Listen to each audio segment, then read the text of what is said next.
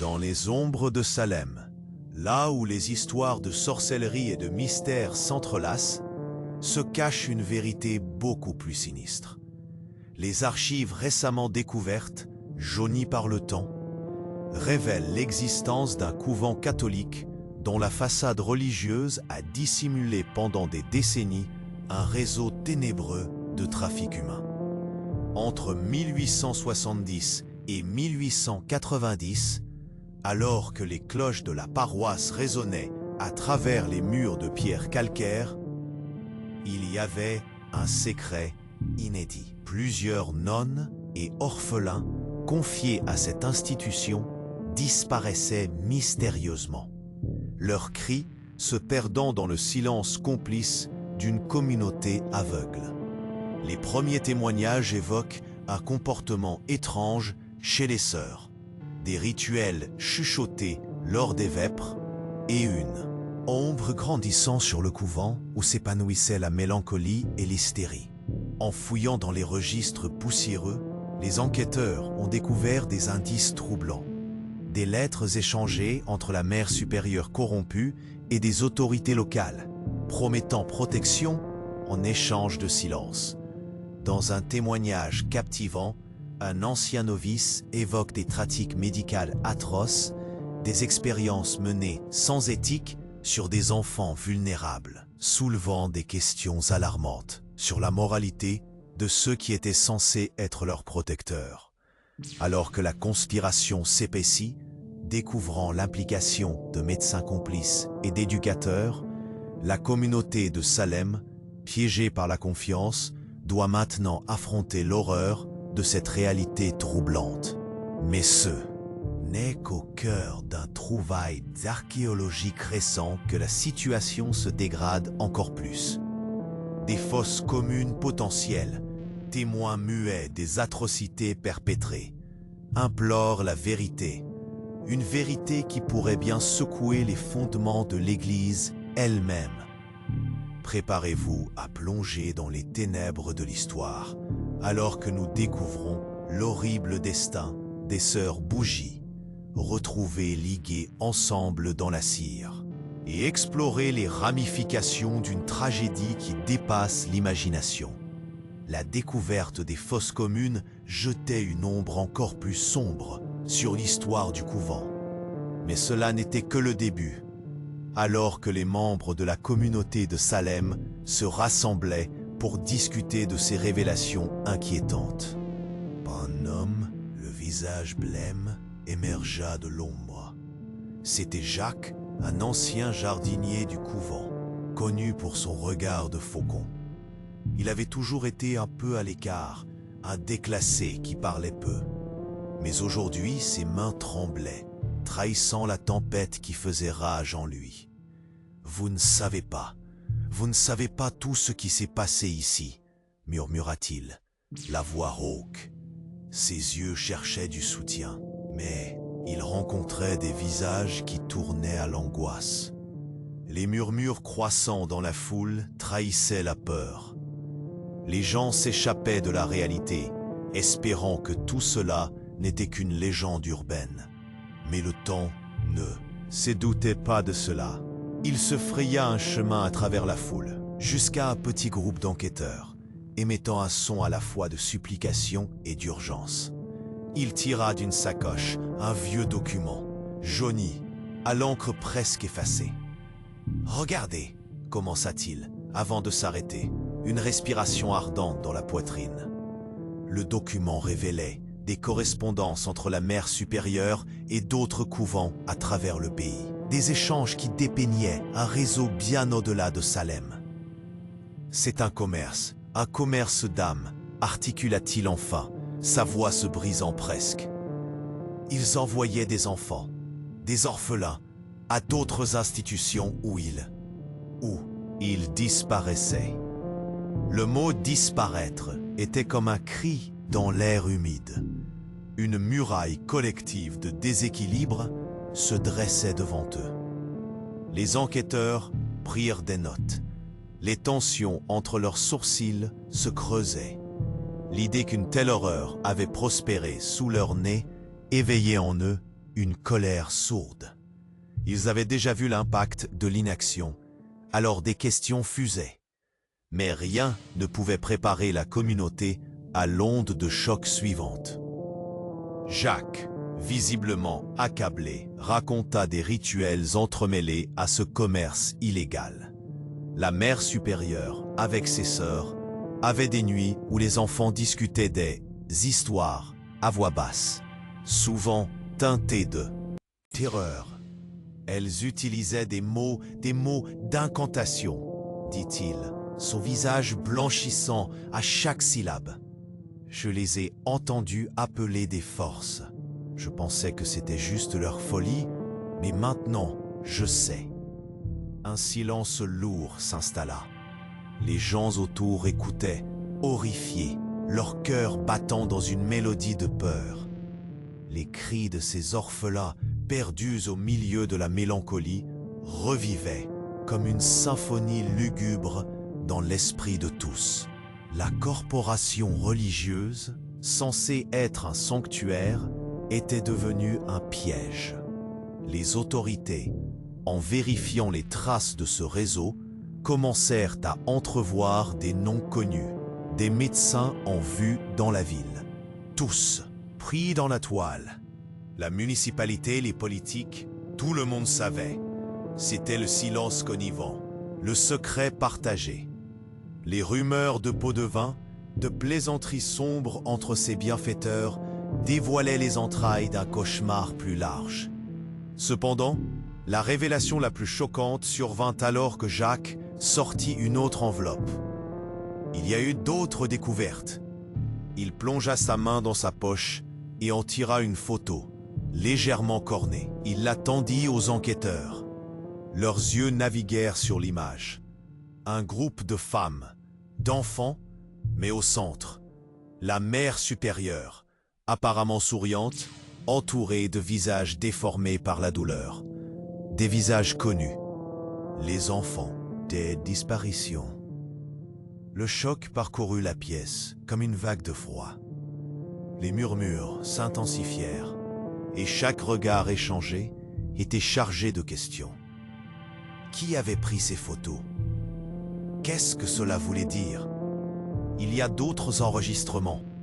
Quelque chose de prouvé, murmura Jacques, sa voix brisée par des sanglots. Caché, quelque part, si quelqu'un le trouve. Au même moment, un cri perça l'air, comme un éclat de verre brisé. Une silhouette, sombre, se tenait à l'ombre des arbres. Un homme vêtu d'une longue cape sombre observait, implacable, alors qu'il disparaissait à la vitesse de l'éclair. Les regards se posèrent sur Jacques, puis sur le document qu'il tenait à la main. La tension était palpable, grandissante, l'urgence d'une action maintenant au bord de l'abîme des secrets. Des chuchotements s'élevèrent, le vent semblait murmurer le reste de l'histoire, et le regard fixé sur la silhouette disparaissant dans les ombres laissait entrevoir une fin inconcevable à ces révélations. Le cœur battant, tous savaient qu'ils venaient de toucher à quelque chose d'étrange et que les réponses n'étaient qu'un écho dans le labyrinthe des horreurs passées. Le mystère s'épaississait et chacun, en silence, redoutait la confrontation avec ce qu'il pourrait découvrir encore. La tension était palpable, l'air lourd de secrets inavoués. Jacques, tremblant, tenait toujours le document vital entre ses doigts. Une photo, un silence terrible. Des murmures résonnèrent et se transformèrent en frissons d'angoisse. Les visages dans la foule, d'abord curieux, s'étaient assombris sous le poids de cette révélation. Des enfants disparus, des enfants de Salem. Soudain, un cri déchirant retentit à l'extérieur. Les murmures se stoppèrent net, comme si le temps lui-même s'était figé. Les regards se portèrent tous vers la sortie, le souffle suspendu. Un homme bouscula la foule, son visage blême, les yeux écarquillés. Il était couvert de terre, comme s'il venait de fouiller quelque chose d'interdit.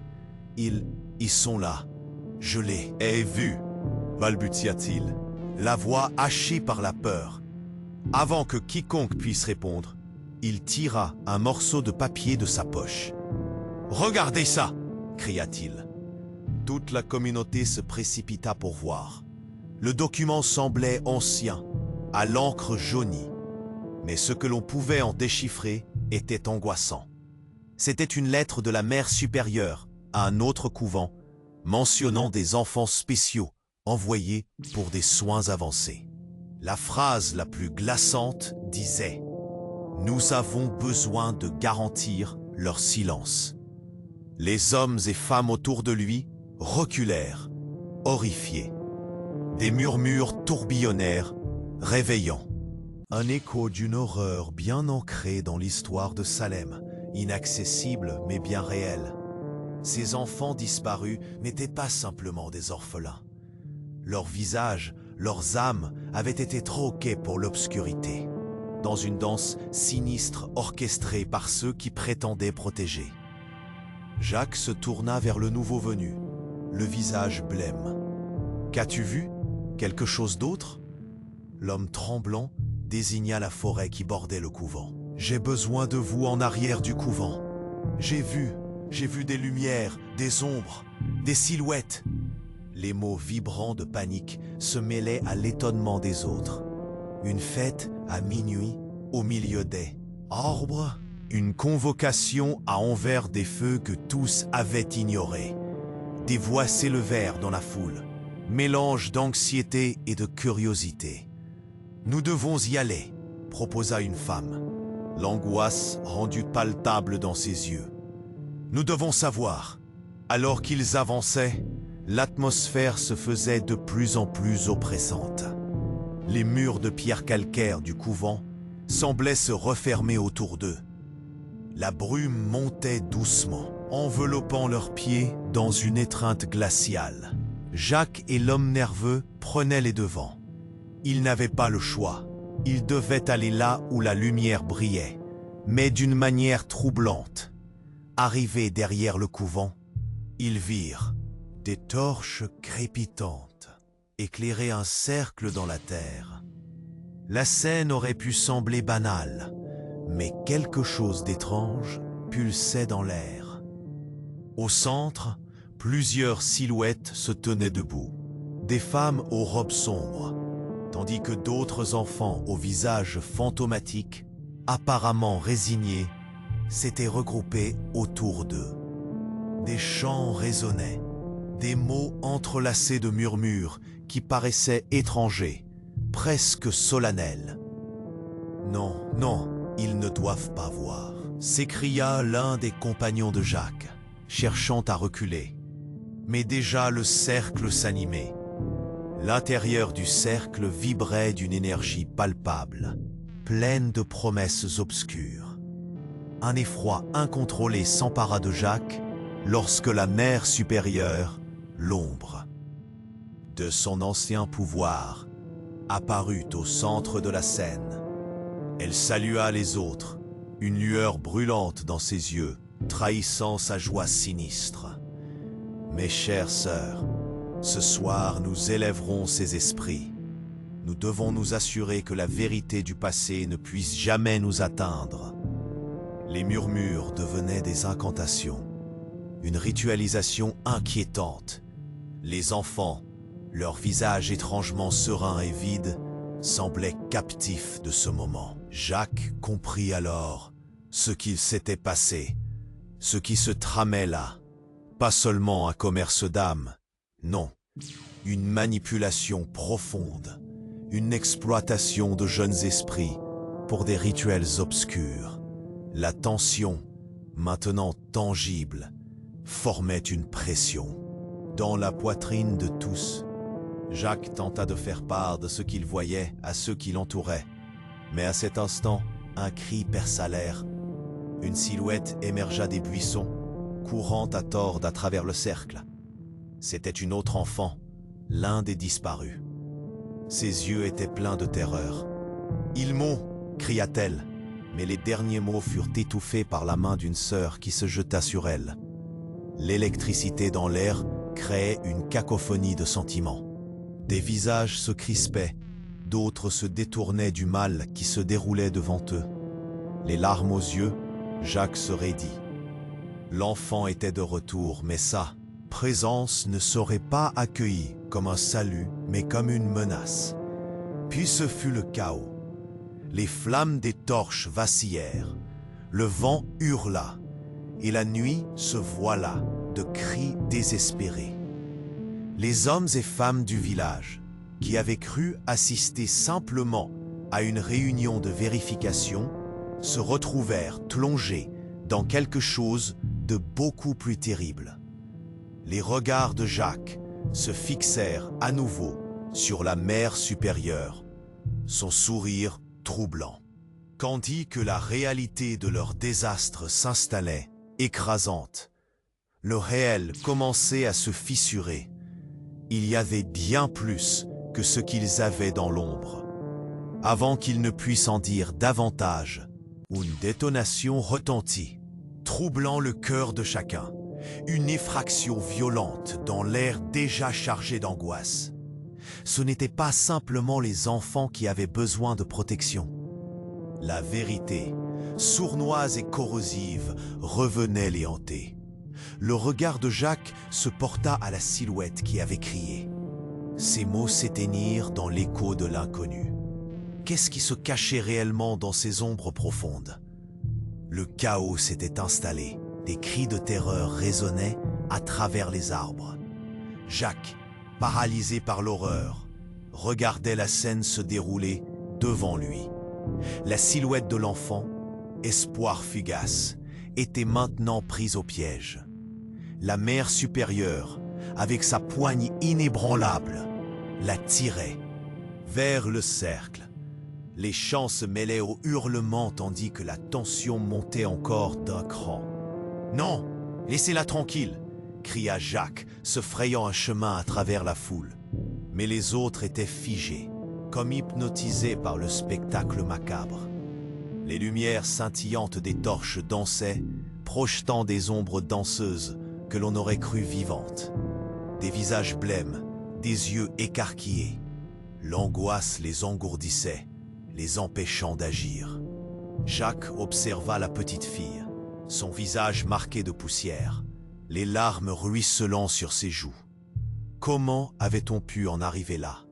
Comment ces femmes, autrefois perçues comme des protectrices, étaient devenues des geôlières? Tout à coup, un bruit sourd fit vibrer le sol. Un feu d'artifice de terre et de débris. La terre trembla juste à côté du cercle. Les enfants autour se mirent à crier, perdus dans une panique inimaginable. Là, dans la confusion, une silhouette apparut. Un homme, vêtu d'un long manteau noir, courait en direction du cercle. Ses yeux brillaient d'une détermination frénétique. « Arrêtez! Ne les laissez pas !» Sa voix était un cri désespéré. Il se jeta dans la foule, écartant les gens sur son passage. Ceux qui se tenaient là, pétrifiés, commencèrent à réagir, poussant des murmures inquiets. Qui était cet homme? Que voulait-il? Ne restez pas là, leur ordonna-t-il. Nous devons les sauver. L'angoisse, déjà palpable, se transforma en une poussée collective. Des visages se retournèrent alors qu'ils prenaient conscience de l'urgence. Mais la mère supérieure ne semblait pas troublée. Son sourire était sinistre, son regard déterminé. Elle leva les bras, les incantations redoublant d'intensité. Alors que Jacques se précipitait vers l'enfant, le dur regard de la mère supérieure s'intensifia. « Qui sommes-nous sans le sacrifice ?» cria-t-elle. « Ils doivent être purifiés. » C'était alors qu'un tremblement de terre réduisit le murmure à un silence choqué. Les murs du couvent, témoins silencieux de tant d'horreur, semblèrent vibrer. Outre la terre, des cris s'élevèrent alors que les racines du paysage semblaient se soulever. Une partie du terrain s'effondra dans un fracas, révélant une large cavité sombre, une entrée vers ce qui paraissait être un catacombe ancien. Des rumeurs parcoururent la foule. Les visages blêmes se tournèrent, des murmures de malédiction et de pierres se répandant. Le nouvel arrivant, jetant un regard audacieux dans le gouffre, s'écria « C'est par là que passent ceux qui disparaissent. »« Qu'est-ce que vous dites ?» questionna une femme, horrifiée. « Le couvent a-t-il des secrets ?» L'homme tendit la main au-dessus de la cavité. « Oui, je l'ai découvert en fouillant dans les archives de la ville. Des documents, des témoignages. C'est un endroit que la mère supérieure a souvent mentionné. La crypte de l'éveil. C'est là qu'ils pratiquent leurs rituels. » Des murmures de méfiance s'élevèrent, mais la mère supérieure ne semblait pas influencée. Elle se contenta de sourciller. Cela n'est rien d'autre qu'un mensonge. Sa voix, d'une froideur calculée, devint plus forte, plus menaçante. « Vous voyez-vous partir d'ici? Vous êtes prisonnier de votre propre peur. » L'atmosphère devint suffocante. Jacques s'interrogeait sur ce qui se cachait davantage dans le sol sous ses pieds. L'homme noir reprit rapidement la parole. « J'ai trouvé des lettres de la mère supérieure, des correspondances qui parlent d'expériences secrètes. » Des déclarations bruyantes interrompirent son récit. Une femme sous le choc, déjà à l'écart, lit à haute voix un extrait des documents qu'elle tenait fermement. Des enfants envoyés pour des traitements spéciaux, utilisant des formes interdites de médecine. On parlait d'essayer de réveiller des pouvoirs cachés. Les cœurs battirent à tout rompre. Des regards se tournaient vers Jacques, vers l'enfant, vers cet homme mystérieux. Les mots de la femme résonnent tels des coups de tonnerre. Il n'est pas seulement question de commerce. Soudain, un enfant s'élança du cercle, complètement enfermé dans sa terreur. Tout le monde retenait son souffle. « Ils veulent nous sacrifier », cria-t-il avant de se jeter dans l'entourage, pointant vers la mère supérieure. « Ils m'ont demandé de ne rien dire, mais elles m'ont enfermé là-dedans. » La foule se mit à murmurer. La croyance dans la mère supérieure vacillait. Jacques, au bord des larmes, regarda l'enfant. Sa voix était devenue un frémissement désespéré. « Est-ce vrai? Qu'est-ce qui se passe ici ?» Des applaudissements de terreur mêlés à l'angoisse firent passer un frisson dans l'air. L'ombre de la mère supérieure grandissait, son sourire se muant en une expression ciblée. « Soutenez-vous la folie? Serez-vous là pour détruire notre sanctuaire ?» Le petit groupe de poussées qui entourait Jacques se resserra autour de lui, unis dans leur désir de vérité. « Montrez-nous » exigea-t-il. « Montrez-nous ce que vous cachez. » Comme par un reflet du destin, passion de Bélédome, attendez-vous, un autre tremblement se produisit, plus puissant cette fois. La terre continua de vibrer. Jacques perdit l'équilibre, tombant à genoux. Dans l'obscurité, une silhouette émergea des profondeurs de la crypte. C'était une femme, son visage partagé entre la lumière et l'ombre, l'expression tourmentée, les mains tendues. Elle semblait piégée dans une lutte silencieuse. « Libérez-moi !» hurla-t-elle. Mais sa voix était à peine audible, engloutie par les cris de l'assemblée hallucinée. Un sentiment de panique imprégnait la scène, tandis que sa présence était un appel à l'aide.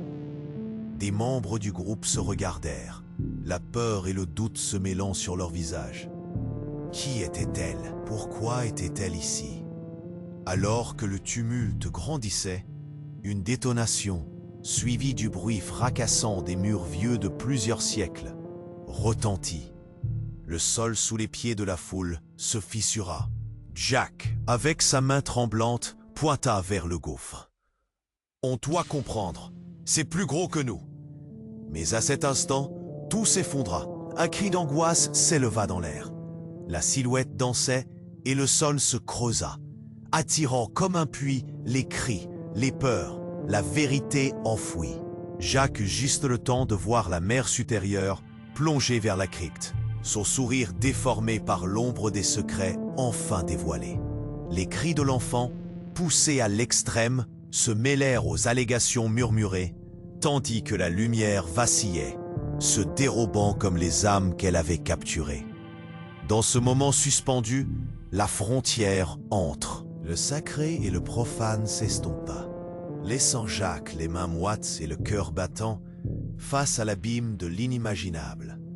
L'Apocalypse s'était abattu sur Salem, révélant un monde bien plus sombre que quiconque aurait osé imaginer. Les cris des enfants résonnaient dans l'air, mélangés aux murmures de la foule. Le gouffre, immense et noir, semblait aspirer la lumière. Le visage de la mère supérieure, un masque d'indifférence, se détachait des ombres comme une menace. Jacques, les poumons brûlants, s'avança, poussé par la peur et le désir de vérité. « On doit voir ce qu'il y a là-dedans !» s'écria-t-il. Mais avant qu'il puisse faire un pas, une main l'attrapa fermement. C'était l'homme au manteau noir, le regard déterminé. « Non, attends, il y a quelque chose que tu dois comprendre, » dit-il précipitamment. Cette révélation, il le savait, pourrait bouleverser tout ce qu'il pensait savoir. « Quoi? Qu'est-ce qui se passe ?» Jacques exigea. L'homme sortit un vieux journal, aux pages jaunies, qu'il avait caché sous son manteau. « J'ai trouvé ce document dans les archives du couvent. Une mère supérieure d'un autre lieu en décrit les pratiques. Elle faisait référence à des rituels d'éveil, une façon d'amplifier les dons chez les orphelins. Les autres membres de la communauté s'étaient rapprochés, leurs visages marqués par l'inquiétude. L'homme poursuiva d'une voix tremblante. Il croyait que certains enfants avaient des capacités spéciales. Au lieu de les protéger, il les exploitait. Chaque enfant était un projet. Un murmure de stupéfaction parcourut la foule. Les bras croisés, la mère supérieure, impassible, observait la scène. « N'écoutez pas ces mensonges », cria-t-elle, la voix pleine de ferveur. « Vous ne comprenez pas la bénédiction que nous créons ici. » Mais déjà, l'homme dans le manteau poursuivait. Dans le journal, il est aussi question d'expérience, des prélèvements de sang, des séances pendant lesquelles il cherchait à transcrire des mystères ancestraux. Il voulait prouver que ses enfants pouvaient communiquer avec des forces invisibles. Jacques sentit son cœur se serrer. Des visions affreuses commençaient à prendre vie. Des enfants allongés sur des tables d'opération, des cris étouffés. « Cela n'est rien de moins qu'une série d'abus », s'exclama une femme dans la foule, une sœur de la paroisse qui avait écouté silencieusement. Quelqu'un aurait dû briser le silence bien plus tôt. Les regards se tournèrent vers la mère supérieure, son visage devenant impassible. Dans ses yeux brillait une lueur de rage contenue. « C'est la folie qui vous ronge. Ce que cet homme prétend est une insulte à notre foi et à notre vocation. Il y a un dessin dans le journal, » poursuivit le nouvel arrivant, son ton désespéré, insistant. « Il représente un cercle, un groupe de sœurs rassemblées autour d'un enfant avec une lumière dorée à l'intérieur. Un symbole de ceux qui auraient dû être protégés. » La tension refusa de lâcher prise. Jacques se leva, le visage blême. Si ce n'est pas un rituel de protection, alors qu'est-ce que c'est? Le choc des révélations se répercutait dans la foule. Des visages blêmes échangèrent des regards complices. La peur s'était installée, profonde. À l'arrière, des murmures alarmés se faisaient entendre. Une personne s'avança avec un document à la main, un registre. « J'ai remarqué quelque chose, » dit-elle, explorant le silence. Les dates des disparitions correspondent toujours au rassemblement des sœurs. Jacques écarquilla les yeux. Tout était lié. Les enfants, disparus non pas par accident, mais par nécessité, pour alimenter quelque chose d'autre, quelque chose de bien plus vaste que Salem. Il scruta la foule, cherchant des réponses, mais ne trouva que la terreur. Ce que nous croyons être des prières est en fait un appel à une puissance obscure, murmura une voix au fond. C'était dit, les âmes sont échangées. Les enfants portaient une lumière que les autres n'avaient pas. Qu'est-ce que cela signifie exactement? Demanda une autre voix, lançant un regard plein de crainte. Un frisson parcourut la foule. Soudain, une forte lumière illumina le ciel. Les torches glissèrent de leur support. Leur flamme vacilla, puis éclata en éclats de feu. Les cris de confusion emplirent l'air. En un instant, le cercle lumineux de la crypte s'accrocha aux êtres, comme un vortex éblouissant. Qu'est-ce qui se passe? Jacques avait du mal à se concentrer. Ses pensées enflammaient son esprit, son cœur s'emballait. La silhouette de la femme dans la crypte était maintenant entièrement visible. Son regard désespéré s'était mélangé à quelque chose de menaçant. « Il se réveille !» hurla-t-elle, sa voix résonnant dans le chaos. La mère supérieure, perdant son contrôle, hurla. Fermez de suite la porte, ne la laissez pas sortir. Mais le vent hurlant souleva une partie du manteau noir. Jacques comprit alors. Ce n'était pas seulement une question de dissimulation maintenant. C'était un appel, une invitation à quelque chose qui ne devait pas être relâché. Les enfants dansaient autour de l'obscurité. Leur rire, une mélodie lugubre qui résonnait à leurs oreilles. Tout à coup, le sol trembla à nouveau. Les murs de la crypte, témoins silencieux, commencèrent à s'effriter, à révéler des inscriptions énigmatiques. Un cri monta des profondeurs. Ils reviennent. Les cris fusèrent et Jacques se rendit compte que tout avait changé. Les lumières s'éteignaient, une à une, dégageant une obscurité suffocante. Une ombre mouvante, projetée sur les murs de pierre en train de s'effondrer. Tout ce qui avait été dissimulé durant tant d'années venait à la surface, en profondeur. Tout dans cette histoire, chaque piège, chaque réseau, chaque enfant, tout était désormais en danger. Et c'est alors qu'une lumière crue apparut brusquement du fond de la crypte. La silhouette féminine, entourée d'une lueur intense, poussa un cri d'angoisse qui résonna dans chaque cœur présent. Une ombre projetée dans le ciel, indistincte et venue d'ailleurs, menaçait de se révéler véritablement, montrant à quel point ils avaient sous-estimé ce qui se cachait dans l'ombre. « Jacques, nous devons partir maintenant !» cria l'homme au manteau noir, alors que l'obscurité menaçait d'engloutir tout ce qu'il connaissait. Mais Jacques, paralysé par la peur, ne pouvait détacher son regard de la lumière qui émanait de la crypte. Les secrets ne feraient que commencer à se lever. Il se tenait là, Jacques, paralysé par la lumière qui émanait de la crypte. Une lumière à la fois fascinante et terrifiante, une promesse d'horreur à venir. Ses pensées s'embrouillaient dans son esprit. Que représentait cette apparition? Et que disaient vraiment ces murmures qui flottaient autour d'eux? « Ne regarde pas !» cria l'homme au manteau noir. Mais il était trop tard. La silhouette féminine se tenait maintenant complètement révélée. Ses yeux azur comme des lacs tristes où s'épanouissait l'angoisse. Les membres de la foule reculèrent lentement, la peur s'emparant de chacun. « Libérez-moi !» appelait la femme, sa voix tremblante. Résonnant avec l'écho d'un cri désespéré, Jacques ressentit un frisson glacial courir le long de son dos.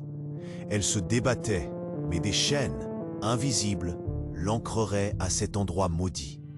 Le vent se leva, apportant avec lui une odeur âcre de soufre. Soudain, une tension palpable trouva son chemin à travers la communauté rassemblée. Les visages blêmes s'échangeaient des regards pleins d'angoisse. La mère supérieure, au centre de tout cela, s'avança vers la lumière, son ombre s'allongeant comme une menace. « Ne l'écoutez pas !» cria-t-elle, sa voix sauvage. « C'est une illusion, une tromperie !»« C'est vous la tromperie !» murmura l'un des membres de la foule, interrompant le cercle. De peur, les murmures d'approbation se répandirent lentement, et Jacques sentit une lueur d'espoir éclore dans son cœur oppressé. Quelque chose dans cette scène sentait le désespoir, quelque chose qui les amenait à se rassembler contre le mal. Soudain, au milieu de la confusion, un bruit sourd retentit du fond de la crypte. Comme un coup de tonnerre, le sol se mit à vibrer. La lumière éclatante s'éteignit un instant, et un cri glaçant émergea des profondeurs. Ceux qui osent remettre en cause la sainteté du couvent seront punis. Résonna la voix de la mère supérieure comme une menace. Mais ce qui en sortit du sol était bien plus horrible que n'importe quelle menace. Un tas de livres poussiéreux, de registres et de lettres déchirées jaillit de la crevasse, écho de souffrances passées. Un murmure de terreur parcourut la foule, alors que des pages jaunies, accablées par le temps, flottaient autour d'eux. Jacques tendit la main, la curiosité l'emportant sur la peur. Il attrapa une lettre, jaunie par l'âge, et se mit à lire à voix haute. En date du 13 juin 1885, à l'attention de la mère supérieure, il a été convenu que les enfants dotés de capacités particulières doivent être envoyés dans un endroit où leur potentiel sera exploité. Ceux qui s'opposent seront éliminés. Signé Frère Auguste. Des frissons parcoururent la nuque de Jacques. La foule se tendit, des murmures de choc grandissant en intensité.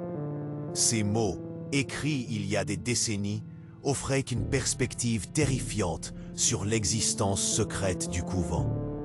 Ils avaient toujours su. Un autre membre de la communauté, le visage blême, s'avança. C'est impossible. Il ne pouvait pas le faire, pas aux enfants. Il se couvrit la bouche, horrifié. Les regards se posèrent sur la mère supérieure. La colère se lisait sur son visage, mais aussi quelque chose d'autre, une peur du dévoilement. Jacques, maintenant, plus résolu que jamais, s'avança. Cela ne peut plus continuer. Nous devons exposer toute cette vérité, toute la vérité. Mais la mère supérieure, rassemblant toute son autorité, s'époumonait. Quel malheur ferait de déposer ces mensonges? Vous nuisez à la réputation de notre sainte vocation. Votre vocation? S'exclama une femme dans la foule, une sœur d'un vieux couvent. C'est une abomination. Ces enfants, vous les avez trahis. Le ton de la foule changea. La méfiance, la colère se transformant en un flot de voix, chacun cherchant à dénoncer la triste vérité. Puis, un éclat supplémentaire. L'homme au manteau noir s'avança, tenant un ancien livre à couvert. « Attendez, il y a plus dans ce registre. Regardez !» Il feuilleta rapidement le livre, et après quelques secondes, ses yeux s'écarquillèrent. Ici, une liste de noms, des enfants disparus, attachés à des dates. Ici, une correspondance avec d'autres institutions dans tout le pays. Jacques, tout autant que la foule, était suspendu à ces mots. L'aura d'inquiétude était écrasante. D'autres institutions? Balbutia une voix. Est-ce qu'ils ont tous disparu? Une silhouette avança de la foule, ses yeux brillants de résignation. Je suis un ancien étudiant d'une de ces institutions. On m'a placé ici pour des études. Je pensais être sauvé. Les murmures se turent alors qu'il s'éclaircit la voix. Mais au lieu de protection, nous avons été soumis à des expériences. Je suis sorti vivant, mais d'autres n'ont jamais pu échapper à cette malédiction. Cela saccada le cœur de Jacques. L'ampleur de cet horrible réseau se déversait comme un poison noir à travers la communauté. Les yeux se tournaient vers la mère supérieure, le doute se mêlant à l'effroi. « Tout cela, c'est votre œuvre, dit un homme. sa voix brisée par le poids de l'évidence. Et alors qu'il parlait, une autre secousse violente frappa le sol, suivie d'un craquement terrifiant. Des fissures apparurent sur les murs de la crypte, laissant apparaître une lumière vacillante qui émanait plus profondément, comme si quelque chose ou quelqu'un voulait se libérer. La mère supérieure commença à reculer, son visage maintenant marqué par la terreur, la défaite. « Vous ne comprenez pas ce que vous ferez, la puissance que vous libérez. » Jacques, tremblant mais déterminé, s'approcha. « Et si c'était la vérité que nous devons libérer ?» Mais il n'eut pas le temps de finir sa phrase. Les fissures commencèrent à s'élargir. Le sol se déroba sous leurs pieds. Avec un fracas terrible, une obscurité profonde jaillit de la fissure, enveloppant tout sur son passage. Des visages s'exprimèrent avec un mélange de surprise et de terreur. La mère supérieure, son autorité brisée, se mit à reculer davantage, mais son expression trahissait quelque chose de bien plus grand que ce qu'une simple peur pouvait révéler. « Ne cherchez pas à le libérer !» cria-t-elle, mais son appel fut englouti par le bruit de la terre qui craquait. La lumière se recroquevilla, laissant place à une obscurité profonde. Le cœur de Jacques battait à tout rompre, alors qu'il prolongeait la main vers cette bouffée d'horribles réminiscences qui se déversaient. Qu'allait-il trouver au feu d'en dessous? Tout était désormais suspendu, comme un secret que depuis trop longtemps, ils auraient dû découvrir. Dans le cœur du couvent, l'obscurité semblait s'épaissir, presque palpable. La lumière vacillait, et Jacques, les mains moites et la gorge serrée, ne pouvait détacher son regard de la fissure béante qui s'élargissait sous leurs pieds. Le vent glacial qui s'y engouffrait semblait porter avec lui le murmure des âmes perdues. Lorsque le cri résonnant de la silhouette féminine s'éleva, le monde entier parut basculer. « Libérez-moi !» résonna sa voix, semblant transporter un poids de douleur accumulé. Les murs de pierre, témoins de tant de souffrance, commençaient à s'effriter, révélant la vérité de leur cauchemar. Jacques s'avança encore, poussé par un besoin irrépressible de comprendre. Les lettres jaunies qu'il avait feuilletées quelques instants plus tôt lui revenaient en mémoire. Des mots résonnaient dans son esprit. Traitement spécial, enfant élevé à l'isolement, médecine expérimentale. Chaque phrase le foudroyait un peu plus. À cet instant, un autre survivant sortit du détour, le visage blême. J'ai été enfermé dans une salle. Ils pratiquaient des expériences horribles sur nous. Des enfants de ma connaissance, ils les prenaient un à un, et ils ne revenaient jamais.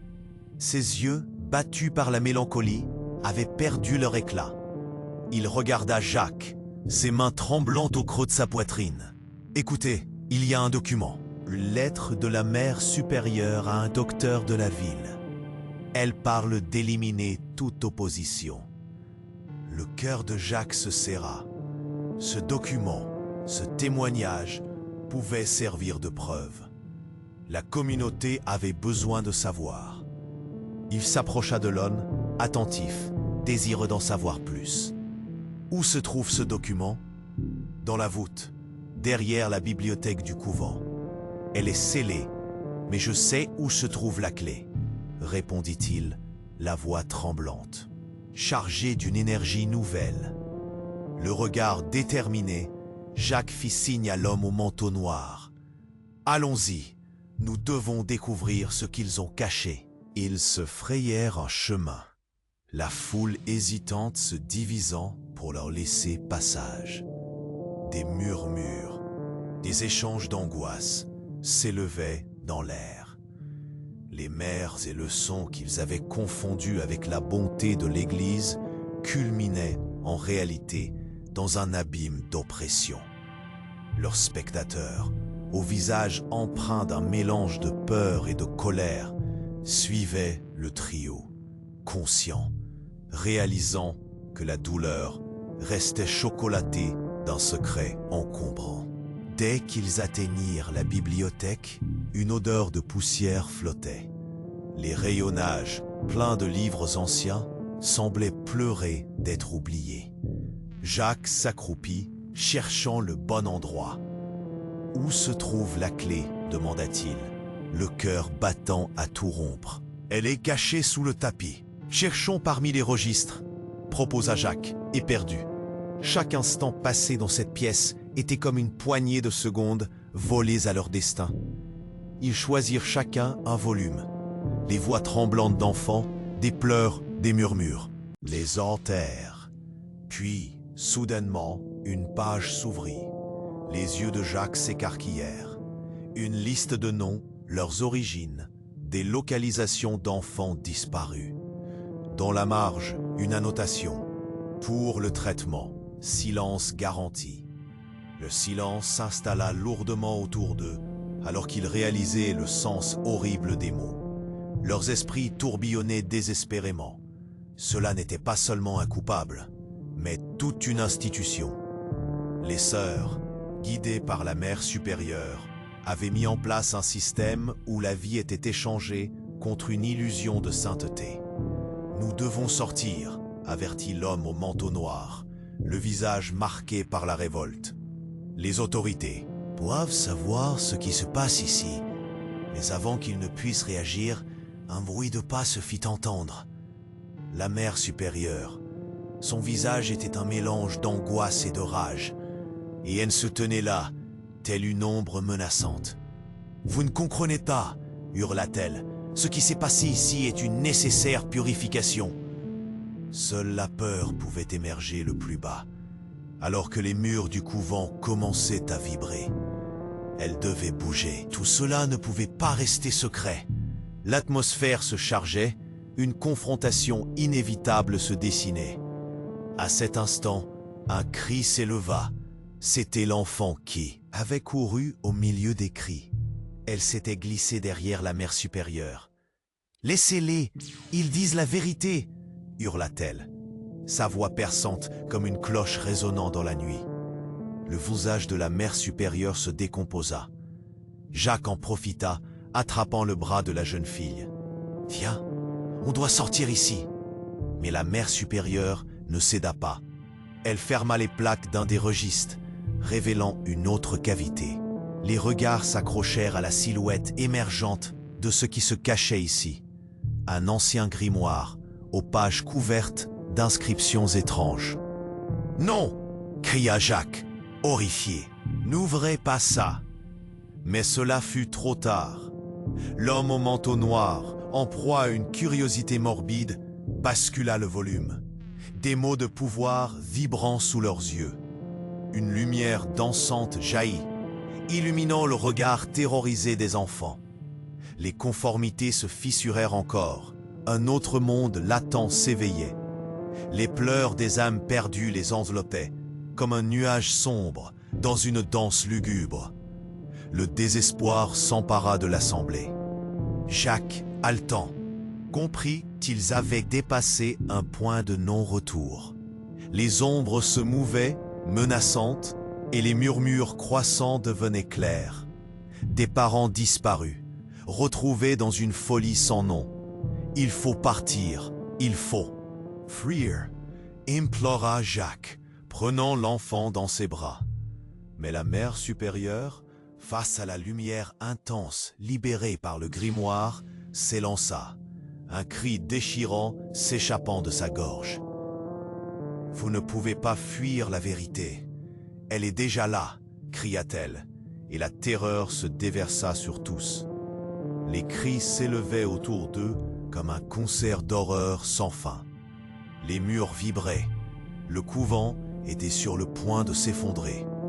Et soudain, tout s'éteignit. Une obscurité pesante enveloppa l'espace comme un drap. Jacques, l'enfant toujours dans ses bras, chercha à ressentir le contact d'une autre présence. La lumière vacillait, et alors qu'il se retournait pour fuir, une question brûlante envahit son esprit. Était-ce vraiment la fin ou le début d'un nouveau cauchemar? Un silence lugubre s'étendit, dense et angoissant, tandis que l'écho des voix familières se mêlait à son souffle, percutant comme une promesse invisible dans la nuit. Et alors que la lumière s'éteignait lentement, il comprit qu'ils allaient devoir faire face à bien plus que de simples ombres. Appelés à l'action, réveillez-vous. Ne laissez pas cette obscurité étouffer la vérité. Libérez votre voix, partagez l'histoire et engagez-vous à ne jamais ignorer l'horreur que d'autres ont subie. La lumière de la vérité ne doit jamais s'éteindre.